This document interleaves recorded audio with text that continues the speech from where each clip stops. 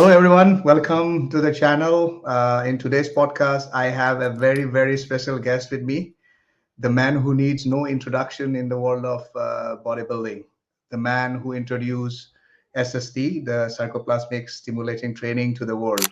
To me, he's the best coach, if not one of the top two coaches in the world, with the record speaking for itself, like 50 pro wins, 83 pro cards, and 212 Mr. Olympia titles.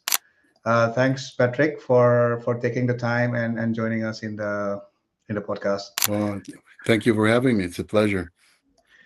So, Patrick, before we try to get into your mind and your coaching philosophy, you have had an incredible journey in bodybuilding, both as a competitor and a coach, right? So, just for the audience to know, can you share a little bit about your how you got started in the sport and what led you to coaching at this highest level? Well, I am from Switzerland. Originally, I started to play basketball, and that's why I moved to the United States when I was 16 years old. I went to high school and then to Oh yeah. college in the US. Yeah. Then I came back to Europe and had a professional contract to play in the professional league in Italy. But for political reasons, at the time, Switzerland was not in the Schengen agreements, and the Bosman rule, which applied to European players, was not applicable to me. So I had to play as a foreigner, but had a European contract. So to make a long story short, I ended up playing back in Switzerland, and that was very demotivating for me. I know, Yeah. leaving the Switzerland at 16 and going through high school and college in the US, getting a good contract in a very good professional league, and then finding yourself back in Switzerland to play. I lost the motivation, and I've always been weightlifting, just to stay in shape and strong for basketball. But then I completely quit basketball and put all my mind into bodybuilding. And about 10 months later, after I stopped basketball, I competed in my first novice show in Switzerland. I won that, and then I cut the bug, and I that I was think 1994. wow. So you have been a sports person from the start itself. Oh yeah, when I was my first sport was ice hockey, because ice hockey is Okay, pretty big right. here where I Yeah. live and in Switzerland. And that was my first love, and I actually would have loved to keep playing ice hockey, but for my parents at the time, it was very difficult to take me to the ice rink every day, basically, or almost every day to practice. And basketball, I had the chance to play in my little town where I was living, and so basically because of transportation issues, I had to choose basketball over ice hockey, and Okay. um, and that's why. But I've always played sports, team That's great. sports, absolutely. How did you ended up coaching like at this level? Well, I started bodybuilding in a very different era than right now. Obviously, with social media, with internet, especially over the last 10, 15 years, the sport and the sports landscape has changed quite a bit. So when I started, nothing was available, and also the coaching figure, the coaching aspect wasn't something that was very known. Actually, I didn't know any bodybuilding coaches when I started. You would ask your friend who maybe is a little bit bigger than you, or your training partner, or maybe some bodybuilder that you knew that was living close to you. So for some reason, in my first show, my one of my training partners was helping me out. I was trying to get some information, but then as we went along, basically as we got very close to the show, he started to ask me questions. I really had very little idea what I was doing, but for some reason, I've always been very pragmatical, analytical in the things that I do, and I always tried to do things that I knew would work, even though the information was very little that I had.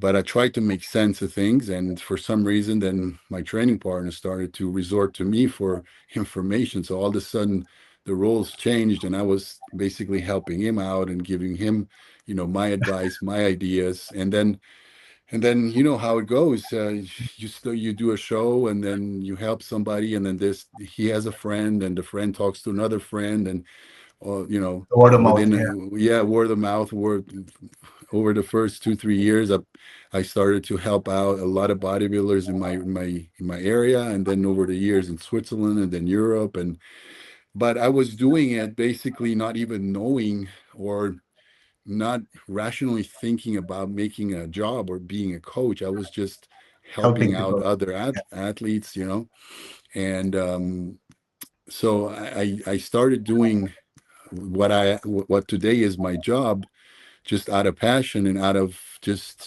helping others. And obviously, as things progressed over the years, and I decided to stop competing, I opened gyms, I opened some nutrition stores, but internet came, strong, Yeah. and people all over the world were starting to see, the people that I was helping, and then that's how I started. But it wasn't a decision from one day to the other. Like, it Mm. happens today where people just decide, oh, I'm going to be a coach. Yeah.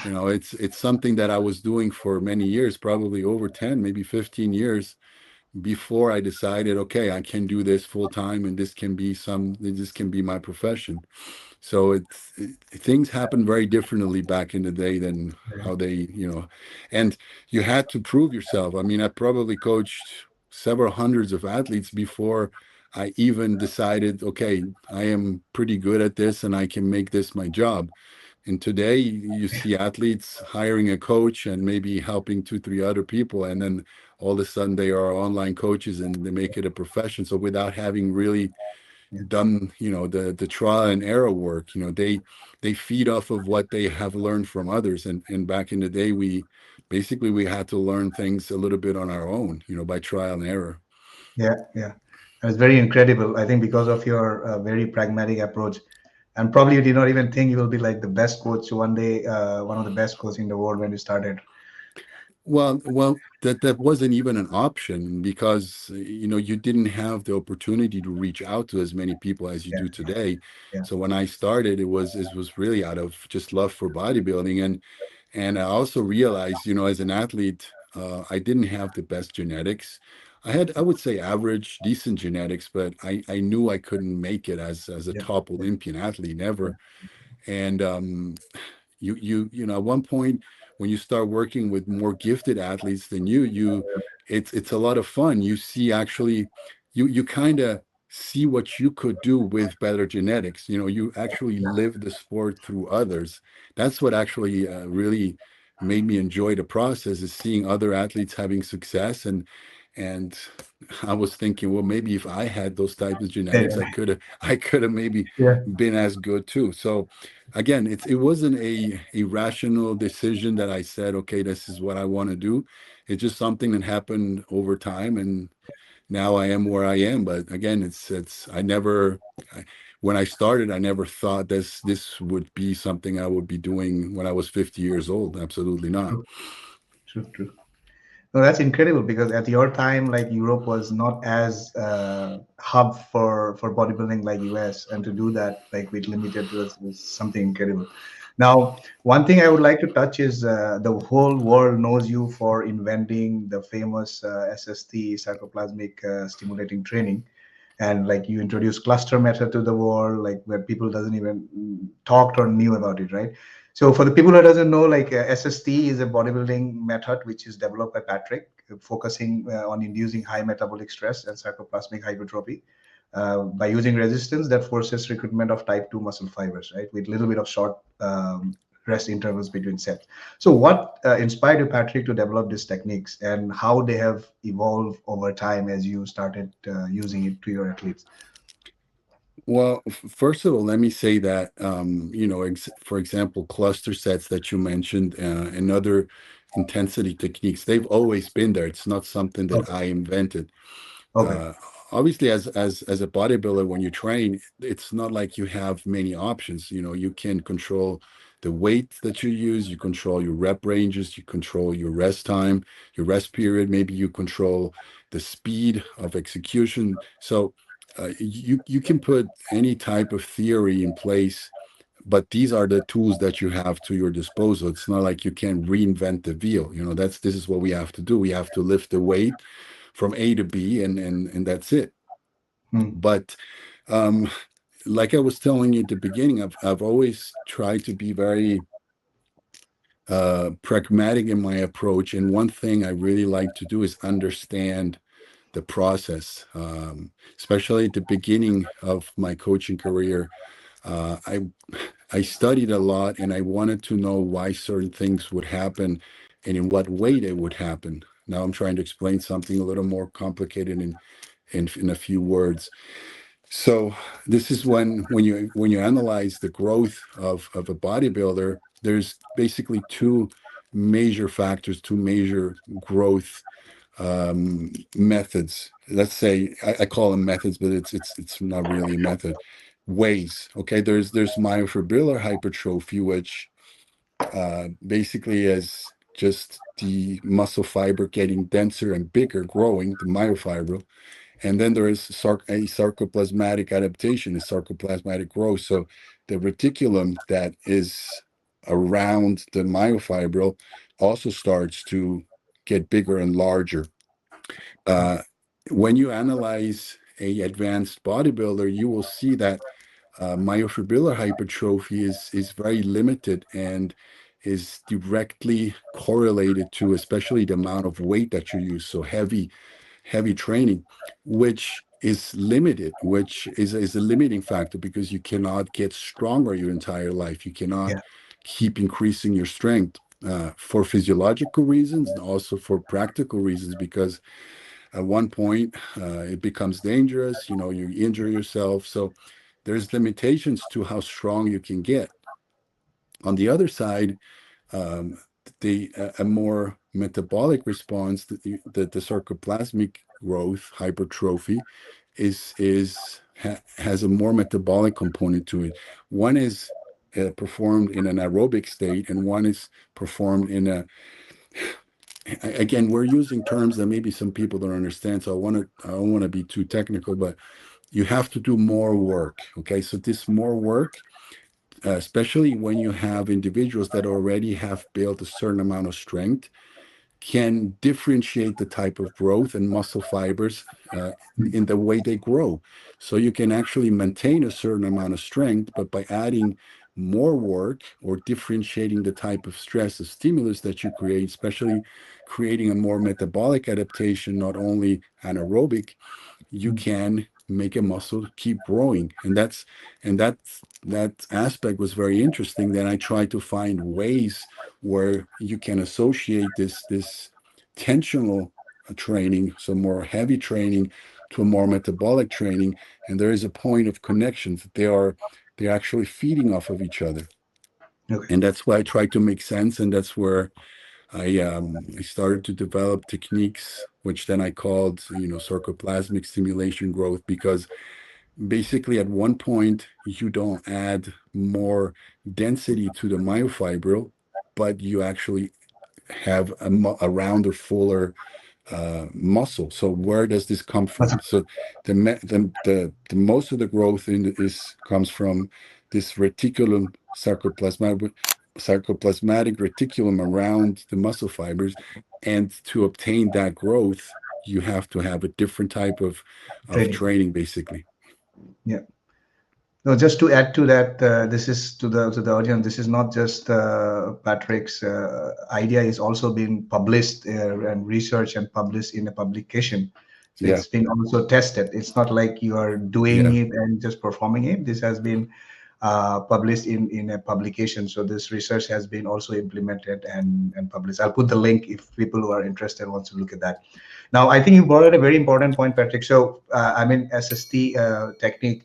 So, for athletes wanting to implement the SST technique, especially for amateurs or who are not known to this technique, should they focus on increasing their lifts or let's say mechanical load initially before attempting SST, or can SST be beneficial from the start, even if for those who haven't yet reached a significant load capacity?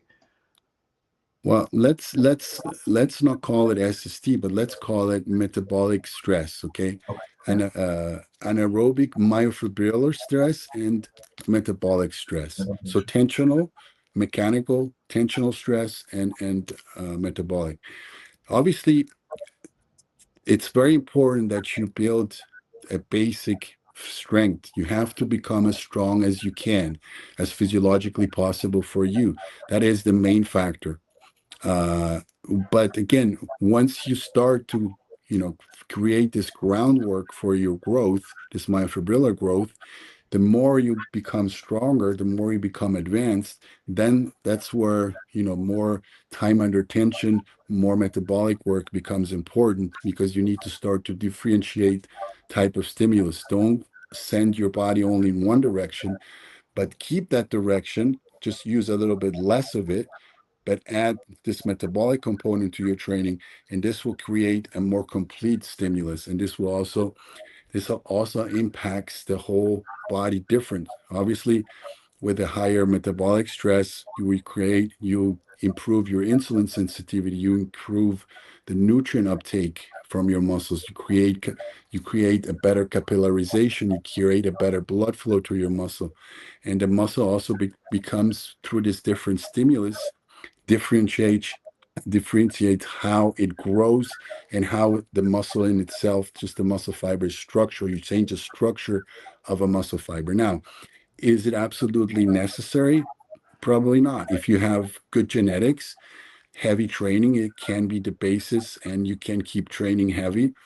But like, history and has shown us, how many athletes have shown us, Yeah. who only train heavy, they start to have issues. They have muscle tears, they have injuries to their soft tissues. So again, it's not just creating a more efficient growth over time, over the chronic period, but also putting yourself in a position where you can perform, or you can improve for a longer period of time. But like you asked me at the beginning, it is very important that you create the basic Basic. strength. If you're not strong enough, and you try to be, let's say, too fancy, or Yeah. Yeah. to do too much training, I don't think that it's going to help you in the long run either. So focus on becoming strong. Obviously, everybody has different abilities to become strong. That's a genetic component. But when you have to be objective and analyze your type of physique, your age, and all these things, and see, you understand when you start to reach a certain level of strength where you need to add something, or add different stimulus to your training. But when you reach that point, that's where it becomes more and more important. No, I think that's very, very important point, which is I wanted to make out to the guys. Because I mean, this technique which you mentioned becomes very important if you are someone who is stuck in a plateau or has been lifting heavy to come out of plateau and get good results. Also longevity, joint, everything, especially for people like me who is 40 years, more than 42 years. So I can definitely feel the difference of doing your training. It's amazing. Now, moving on to the next topic, which I wanted to touch on your something which is like very, very crazy. I call you magician because your approach seems to work. You have worked with elite athletes, like to name a few, like Keon, Ian, John, Logan. You are kind of transforming the physics of athletes who are already in an elite level. So you're changing these physics, which are at the top, and then you're taking it further. So how do you approach transforming this physiques, which are already at an elite level? What is your approach? Well, that's very subjective. Obviously, everybody finds himself in a different type of circumstances and place. So, to make a long story short, you have to kind of analyze what a person has done to get him there. You have to see what process he went through, how consistent he was with everything, how disciplined. Sometimes you can have athletes who have maybe very good genetics, but they haven't been consistent enough. So just trying to talk to the athlete, motivating an athlete, and getting an athlete to actually do what is necessary already helps them to improve. Another aspect, like I was saying, is trying to figure out what has been done and figure out what is missing, what is the missing link within that physique, within that, the things that he was doing to get him to a certain point. And also an aspect is very important, which basically is never talked about, is sometimes more important than finding out what you are supposed to do, is finding out what you are not supposed to do. Every physique is different. Every physique needs to go through a different path in order to get to his best possible look. And that's what you need to figure out. A lot of times preps are done because they've always done a certain way, or because a coach feels that things need to be done a certain way.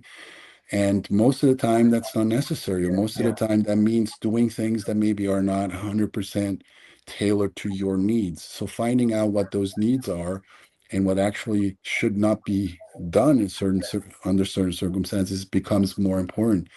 But I feel like at the end of the day, also, it's very important that an athlete understands his abilities. A coach has to make an athlete understand that he has not yet given everything that he can, has not reached that potential that he actually can.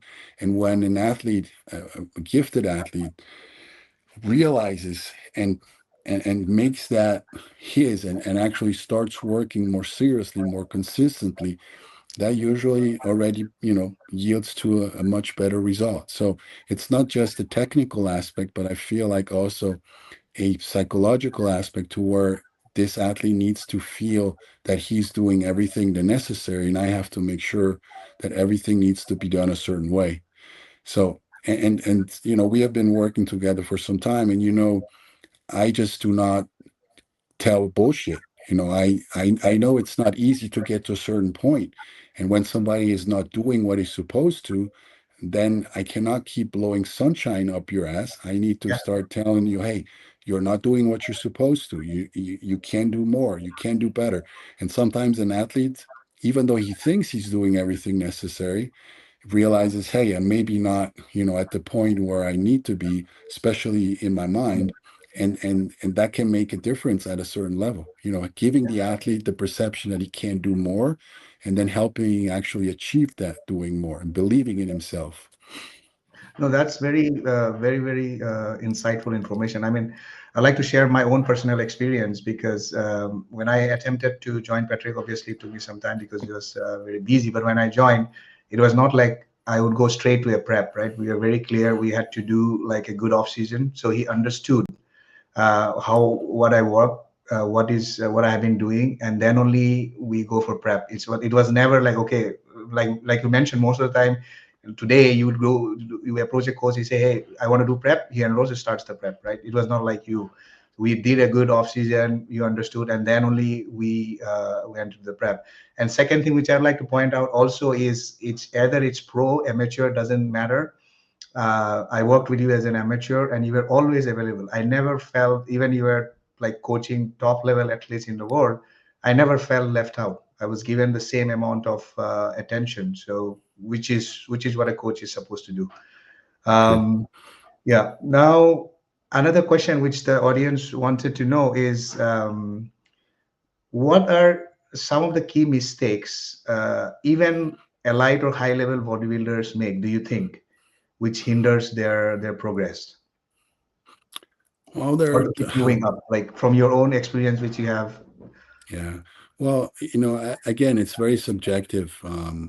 I think just the biggest, and it's not, I don't know if you can categorize it as a mistake, but I feel the biggest thing people don't do is being consistent enough over enough long period of time. Most of the time, people want to get to a certain look, and they give themselves a certain time frame, which most of the time is not realistic. There needs to be a certain amount of work that goes into achieving a certain type of result. And I feel most of the time people are not consistent enough and not long enough to actually be able to reach that goal. That's certainly a major factor. Another factor is trying to lose the sight of what actually is very important. Training is very important. Uh, the discipline is very important. There are levels to everything. When you feel like you're consistent and disciplined, your perception of that is Yeah. maybe not mine. You can be more you can suffer a little more. You can accept certain things to a higher degree, and that needs to be learned. Not everybody is born a fighter. Sometimes you need to go through several preps to understand that you can push your limits even further. So accepting that and not trying to find the mistakes or the solution in a different drug protocol or magic nutritional setup. You need to work hard. You need to train hard. You need to suffer, when you're trying to get in shape. There's no way around it. And once you understand that and you give yourself enough time to actually achieve your goal, that's what things start happening. Another big mistake is certainly trying to treat the off season with not enough discipline, or trying to gain too much weight, not staying in enough shape. Don't really taking care of your body as much in an off season. I see a lot of athletes that change drastically their mindset from an off season to a pre-contest. They go from being very loose and average eaters, or not very disciplined with training and eating, to all of a sudden now I have to do everything perfectly. Well, that's not going to happen. Yeah. If you want to be, especially at the professional level, if you want to look at your best, then you need to learn that it's a 365 days a year job. You need to be consistent with everything. Trying to force feed yourself, or trying to take too much drugs, always trying to find a solution in those easy things, most of the time yield to a suboptimal result. So you need to realize it's not easy. It's a hard job, and it needs to be done consistently. And when everything that comes easier, every solution that you make, every change that you make, if you do it because it's easier for you to do so, 99% of the time, it's not going to help you get where you need to go. Yeah. Yeah. Again, another experience we'd like to share was when I worked with you. One thing which completely blew my mind away was typically today you would hop onto the off season. Okay, let's do a 16 weeks off season, 20 weeks off season, right? But when I started with the off season, we did the first show, and then we went to another off season, and then I think like 8 to 10 weeks we are in the off season. You told me your body is hit a plateau. Now there's no point doing the off season. Let's start looking at the show, which was completely like I was amazed by your analytical approach, because nowadays what happens, you say okay, off season, okay, let's do 16 weeks, 20 weeks. There's no thought process, or there is no reason to stop an off season or continue an off season. So that's something which I was very amazed and inspired. Now, another question, like since we're talking already at the high level, you have coach Keon to Mr. Olympia wins, probably another more. Um, so what do you think separates the Mr. Olympia champion from other elite bodybuilders? Like what makes them, apart from genetics and everything, if you want to talk a little bit on the mindset part, like what sets them apart? The drive, the Right. the drive, the consistency. Keon has always had those genetics. He competed for a long time, he competed for several years, having those genetics, but he was never consistent enough to where he could exploit everything to 100%. He started to realize his incredible potential. And as simple as it may sound, he started to work hard, and he started to work with a long-term project. We understood the things that we need to do, and the things, like I said before, we have to pay attention and not do.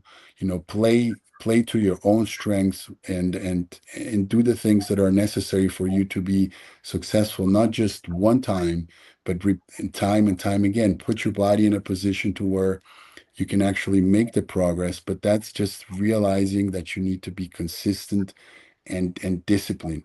And over time, we found out a formula which uh, we knew has eliminated all those things that were not necessary or that were distracting to reach our goal. And Keon has been working extremely hard, 365 days a year. And the rest is, obviously, you need to have the talent and the genetic makeup to reach certain levels. But at that top, the difference is whoever puts in the most and most disciplined work, and is intelligent enough to know what he needs to do, and especially what he can do, and respects his body over the long term. Those are the people who keep improving over time. So the big question is when he's moving to open and trying for the Mr. Olympia. Well, that's something we have talked about, and I keep teasing him. I keep sending him pictures, him compared to very good open bodybuilders. Look, uh, I think obviously we all know, Keon knows it, I know it, that he definitely has the potential to one day be, I would say, even Mr. Olympia in the open class. I really Yeah, think for that. sure. Yeah. Um, the thing is, uh, or the mistake that we don't want to make is trying to change things because now we say, okay, we want to be, Mr. Olympian Open. So basically, we need more size. Okay, we're going to start doing things differently because we need more size. That would be the Yeah. biggest mistake. Yeah. He has improved every year, and he will keep improving over the next year by keeping, true to the plan that we have from day one. So it's going to be physiological going to the open. I think we will see how he will look this year stepping on stage, which I already know is going to be a bigger and better version of him like he did last year. And then we see how much realistically, how much does he need more to step on stage, or is he where he needs to be? Personally, that this is just friends talking. I think when he will step on stage this year with the improvements that he can make, he has a whole year to just basically work on that. I think we're going to see again a big jump forward. And I think that physique that we're going to see this year is going to be basically very close to what is needed for him to be Oh, wow. successful in the open class. But is it going to happen next year, this year? It really depends, what that look is going to look like. One thing I think Keon doesn't want to do, and I don't want to do, is go into open class and just be there, be a good guy, be maybe in the Yeah. top five, six. We don't need that. I think you can be respected as a bodybuilder not only if you win the open, but also in the 212. I mean, even now, I think there's a lot of people, and I'm one of them, who thinks that last year he probably had the best overall package of any athlete at the Yeah. Mr. Yeah. Olympia, Yeah. even though maybe obviously was missing a certain amount of size compared to the open guys. Yeah. But it's not just about the size, it's Yeah. about the condition, the lines, the symmetry, the Yeah. posing, everything. So is with a little bit bigger version, is he going to be competitive? That's what's going to be fun to find out this year. And then every show we decide from new when it's going to be. Great. Maybe it's going to be this year. Maybe it's going to be next year. Maybe it's going to be in 2 years. But we want to go when we know we are ready to really make an impact and to fight for the first place.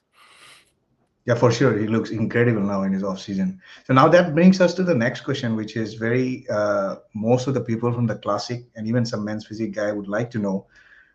Many competitors in classic 212 or even men's physique struggle with staying within their weight limits because, as you said, we try to grow, put on more muscle. I mean, the weight comes as a as a side product, right? So, for what strategies do you recommend for athletes who are already at the weight cap but needs to keep improving on their physique without exceeding their category's weight cap?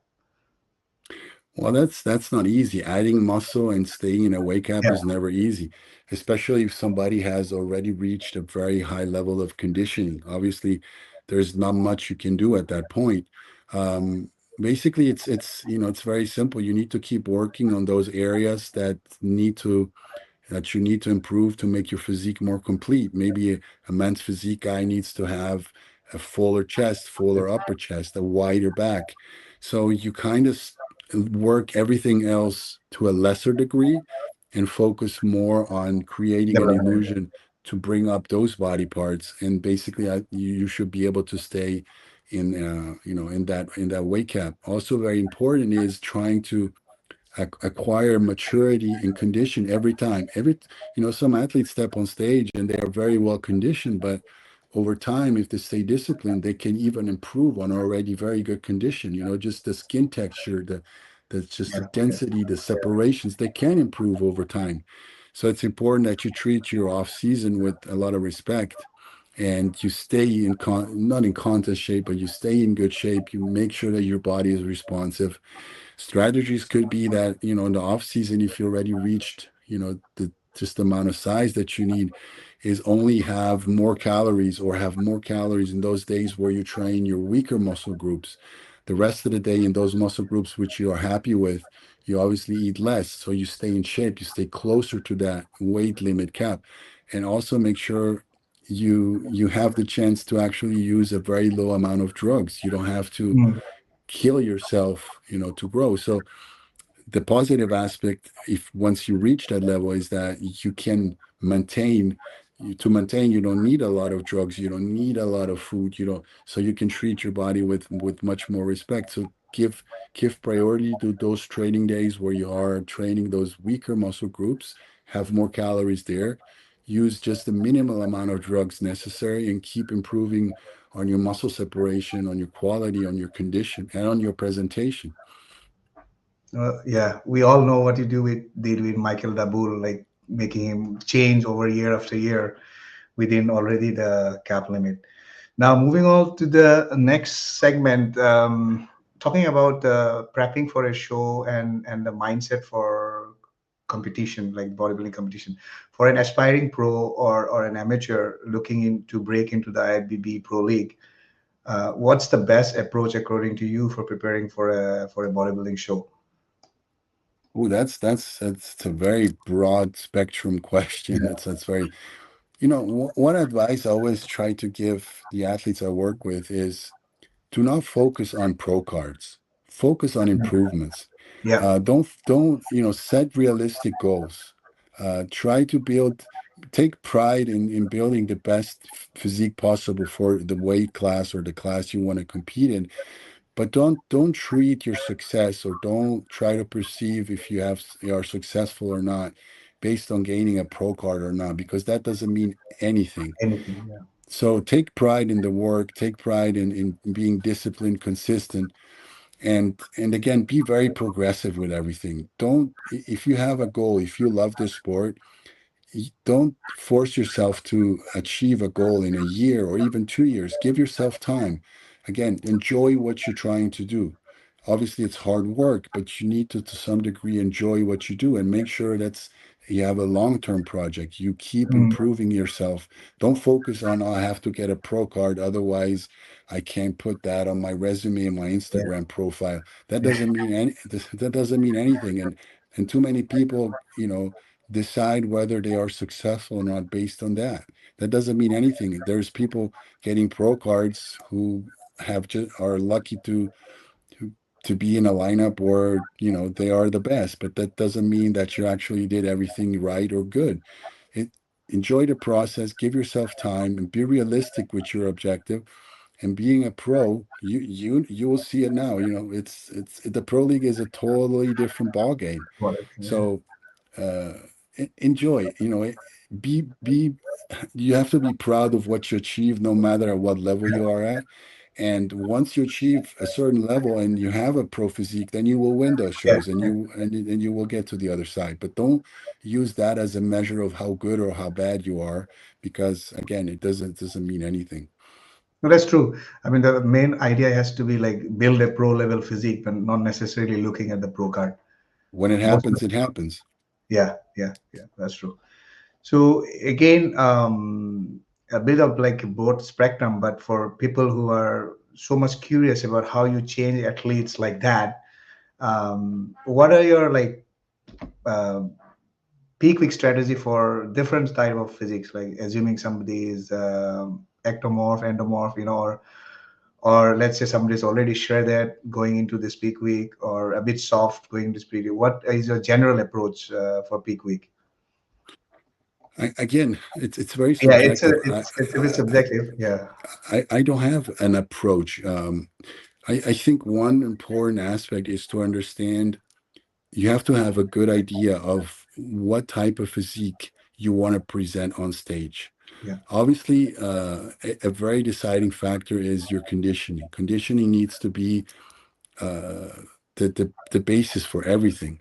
But then there are little tweaks, there are little adaptations you make in function of your characteristics. So what type of physique do you have, and what weight class do you want to compete? What are the things that set you apart, and maybe your strengths, and you try to really work towards making sure those really come to shine. Sometimes you don't have that option, you just try to make the most out of everything. But at a very high level, every athlete has certain things that sets him apart, or that he needs to have in order for him to be at his best. And that's, once you realize that, then that's how you decide your strategy. Not everybody needs to be bursting full on stage, because being very full means not being as conditioned, as separated sometimes. So somebody maybe needs to be a little on the flat side, because that brings out certain characteristics of your physique that makes him look better. So you need to understand when your physique looks at its best, and in function of that, try to figure out a strategy. Not everybody has the same uh, characteristics, and needs to bring the same type of look to look at his best. A lot of athletes always try to be as full as possible, Yeah. for example. And most of the time that doesn't work, because the fullness that you have in the gym, when you look at yourself and you Yeah. say, oh, I look good, that's one thing. But displaying that on stage doesn't always yield to looking better. How your midsection control, the muscle separations on stage under the lighting with a tan look a certain way, in a gym, a pump, after maybe a good meal, it looks different. And so you need to figure out what you want to show on stage, and based on that, you need to decide what type of approach you want to know. You want to go full, you want to go maybe sacrifice a little fullness for more condition. Certain details on your back, on certain areas of physique are not visible if they are flat. So you need to bring there's so many little things that you need to tweak in order for you to look at your best. And that's very important for every athlete. Understand what type of look suits me the best. If I have a chest, for example, for you, if I make your chest super full, and then I don't have any abs because we have to eat so much food, or drink so much water to keep that chest fullness, then yes, I have a full chest, but then I have no really deep midsection, so it's not going to worth. So again, everybody has to look at certain things and needs to find the best compromise of everything. No, true, true. Moving to the next, I'd like to touch a little bit on scene of bodybuilding in India and advice for amateurs, because I know many people follow up to you from India, from my own audience. So, are you currently working with any Indian athletes? I do not think so. No, No. I Okay. have, I have had a lot of Indian athletes that write me, but to be very honest with you, I think the main problem with India is just the money. Obviously, what I ask for a coach, and it's not cheap. And Yeah. I think that most athletes can't afford it, because the average salary in India, or most people don't make that much money. So that's basically what kind of stops Yeah. you know being able to afford what I ask for a coaching. Yeah.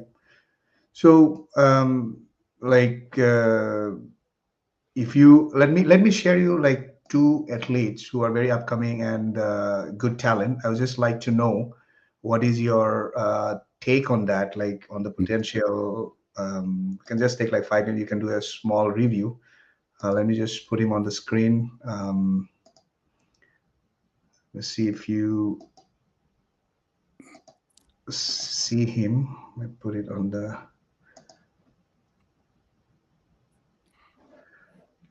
Do you see the screen, Barry? Yes. Okay.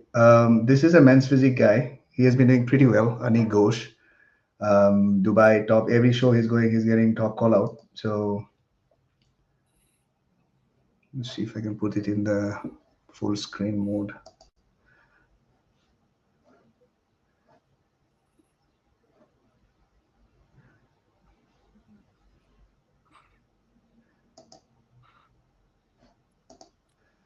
So this is his front shot.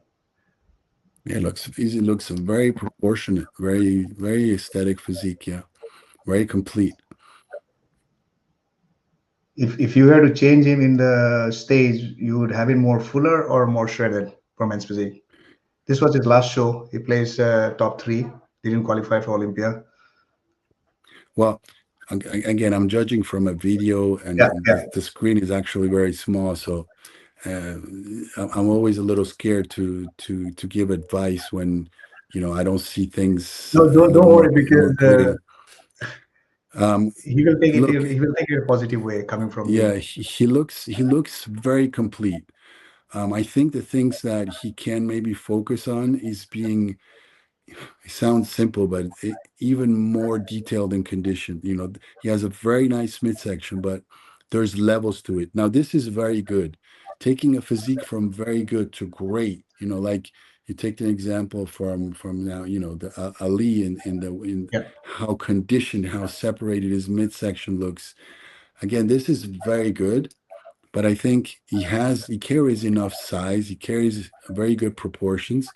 What he can do is try to be even more polished. And we're not talking about a lot, but there's a difference sometimes from placing third to first, is really being extra polished, being really the most conditioned, most detailed guy on stage.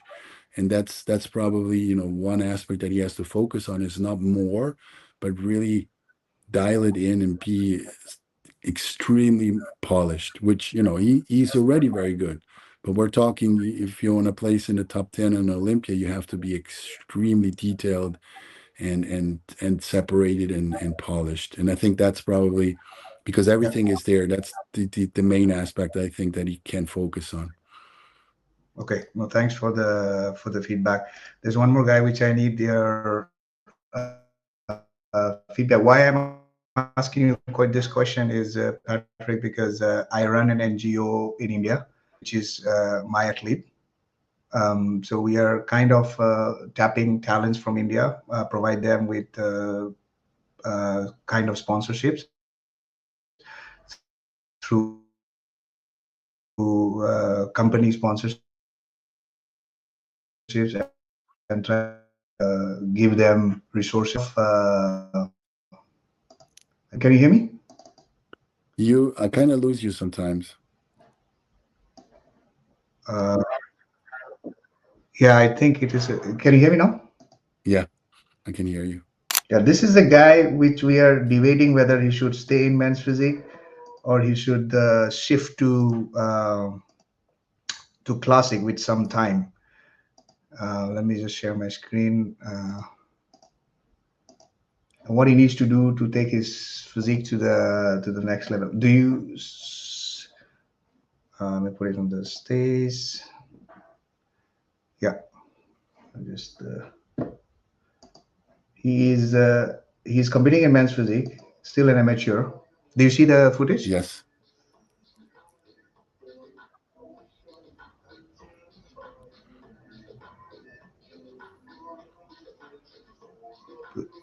He has a very dense physique, so the legs are also pretty developed. Yeah. Well, it depends. It depends how his arms look when he pulls his arms up. But just the torso is definitely more towards bodybuilding. He can obviously, choose both ways. I think he can still refine that physique, make that waist even tighter, a little smaller. But if his arms are good when he pulls them up, then he definitely has the option to go into classic. But I would probably say don't focus, much more on the legs because obviously as a men's physique, you don't need that much. So you have a little more weight to play with, but refine that physique, maybe lose a little bit of muscularity overall by improving and going very, very hard on the condition, and he can be an excellent men's physique. If the arms are good once he lifts them up, like I said, the front double bicep, then he has the Mm. option also to be a classic. He's one of those hybrids that can be, competitive in both classes. I kind of like him as a men's physique, to be honest with you. I just like to see just more maturity, more hardness, And then I feel he has everything to be also very good in the men's physique. So it really, if he likes to train legs, if he likes to train heavy, then I would advise him to go into the classic. If he is more moderate with his training approach, maybe has some issues with lifting heavy weights, then stay in the men's physique. But both are he can be very good in both probably. Thank you, Barry. So it's a very good feedback. I think the guys will be really, really thankful for your feedback. Now, some closing thoughts on the podcast. So after coaching so many multiple champions, what lesson you have learned that you want to pass on to the audience that does not only apply to bodybuilding but to life in general, which comes from bodybuilding and transfused into the life in general. Yeah.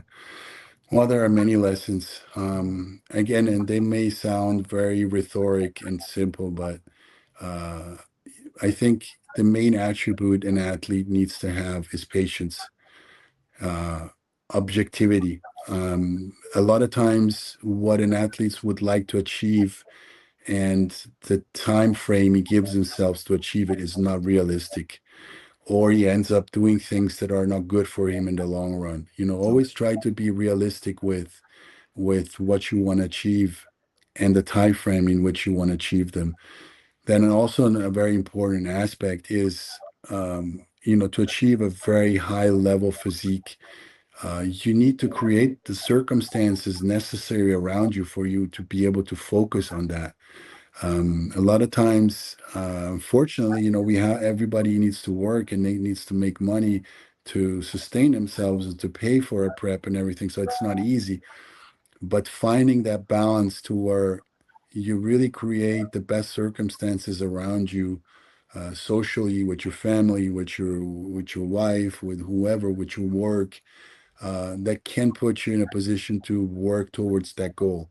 And then you need to consider those circumstances and make sure that you understand that maybe they are not optimal, which a lot of times they are. Not everybody can focus on sleeping, eating, and training every day, and that's okay. That's okay.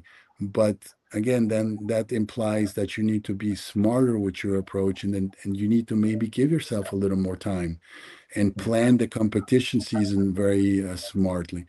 If you have certain periods where your family obligations or your work obligations are higher, make sure that you put yourself in a situation where you're not in front of a competition.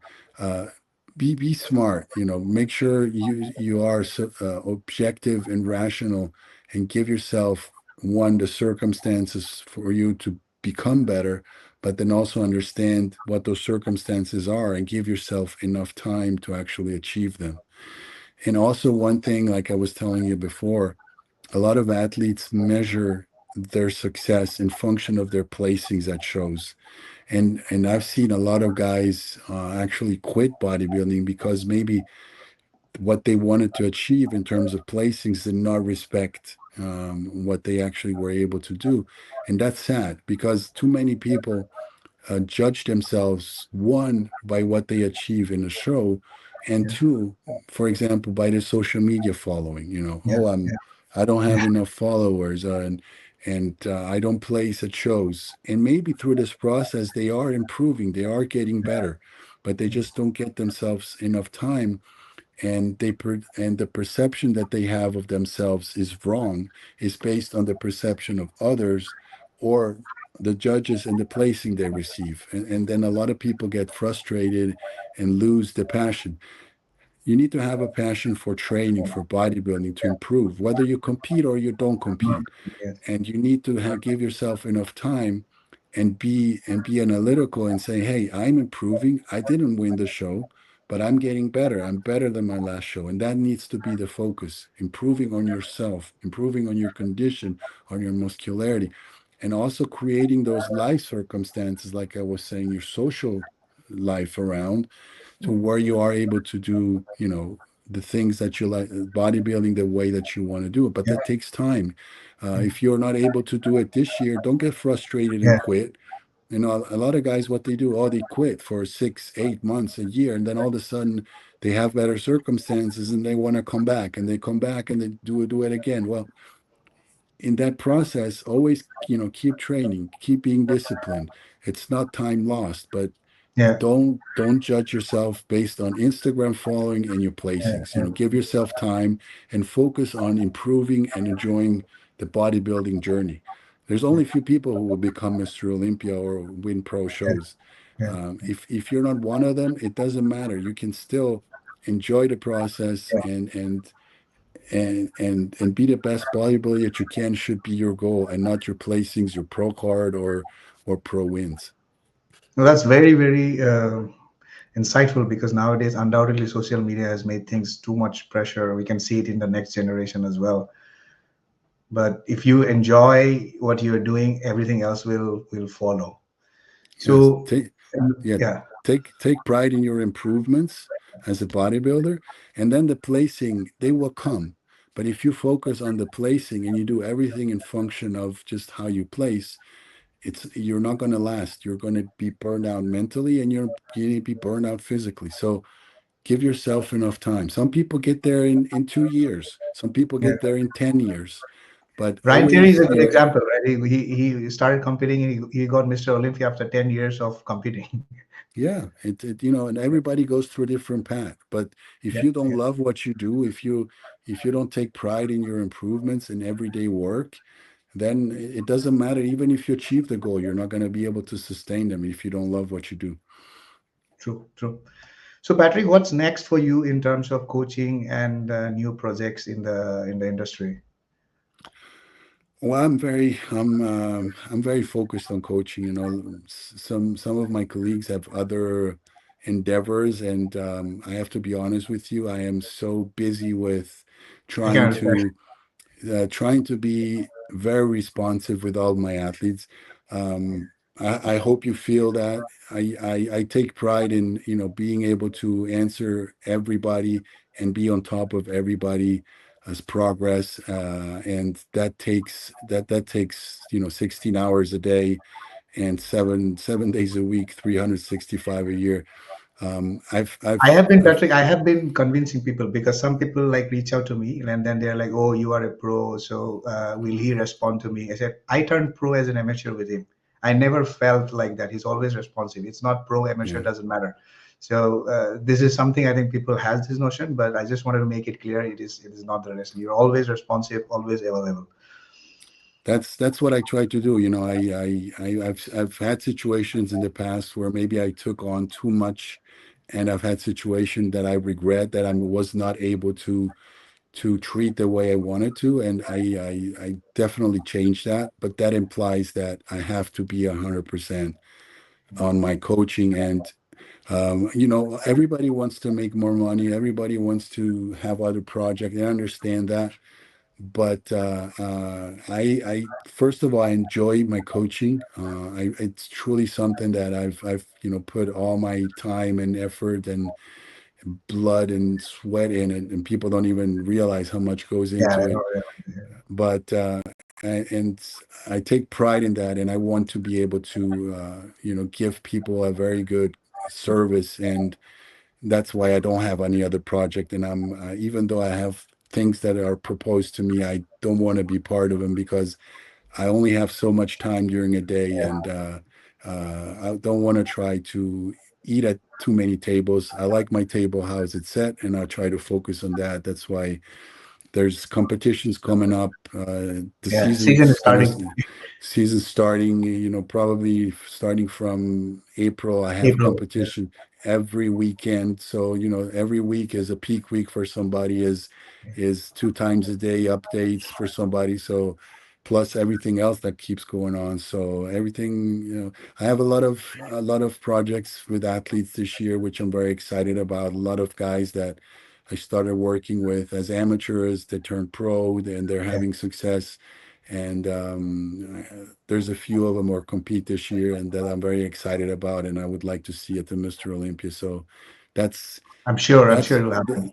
that's all you're going to hear from me this year is the athletes, whether they make it or not make it, but that's what I'm focused on. they're going to come in the best shape of their life. Um, Hopefully.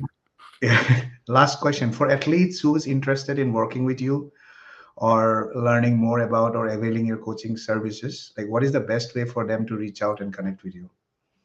Only through my email. My Email. Instagram is really clogged up. Yeah, so it's big Pat. Yeah, I will put it in Arrow, the yeah, yeah, video. I at have the hotmail.com. Just yeah. through my email. Yeah, Okay. Okay. Yeah, that's all. We are dot on the 1 hour we decided. So thanks for perfect. your time, Patrick. I'm really grateful for sharing your knowledge, your wisdom. I'm sure a lot of people will benefit from this. And thanks for joining the podcast. It was a pleasure talking to you. And we are what, 2 weeks out now, 3 weeks 2 weeks out? out. Yes, yes, 2 weeks out. Yeah. So, I never felt so much better. My wife was telling that did not look like a prep to you, like. well, I remember a few weeks back where you weren't really, you were Yeah, suffering a little bit there. So, but you corrected that. So that's good.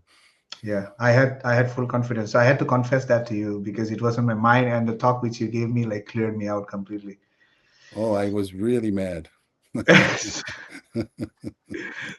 Okay, Patrick. See All you right. soon. Yeah. All right. Have a great day. Have Bye-bye. a good day. Bye.